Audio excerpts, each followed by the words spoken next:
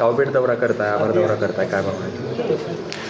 हां, आता खरं तर आम्ही दरवेळेला करतो. लोकसभेला पण आपण ते केलेलं आणि ज्या लोकांनी आम्हाला साथ दिली आणि ज्या लोकांनी साथ दिली नाही त्यांच्यापर्यंत आपण परत एकदा गेलं पाहिजे, त्यांचे आभार आपण मानले पाहिजेत. हीच शिकवण आम्हाला पवार साहेबांची आहे आणि त्याच्यामुळं हा आभार दौरा आपण आता काढला आहे.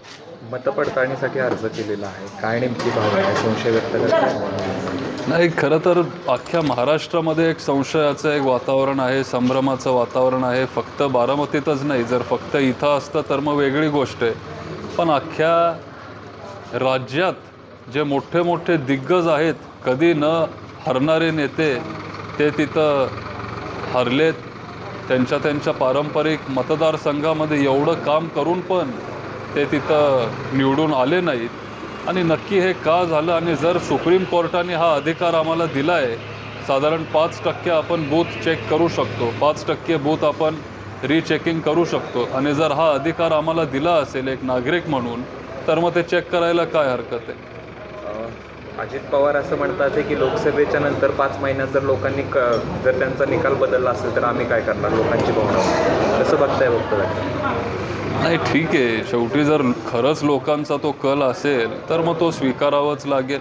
पण नक्की ते का झालं, कशामुळं झालं, कुणामुळं झालं, ह्याचा पण अभ्यास आपण सगळ्यांनी केला पाहिजे. आगामी काळात कसं कार्यरत असणार आहे, काय नागरिकांना आश्वस्त करता? आता आगामी काळात आता विधानसभा परत 5 वर्षानंतर येईल. एवढं बहुमत त्यांना मिळालं आहे. महाराष्ट्राच्या इतिहासात कुणालाही एवढं बहुमत मिळालं नव्हतं तेवढं आता महायुतीला तिथं मिळालं आहे.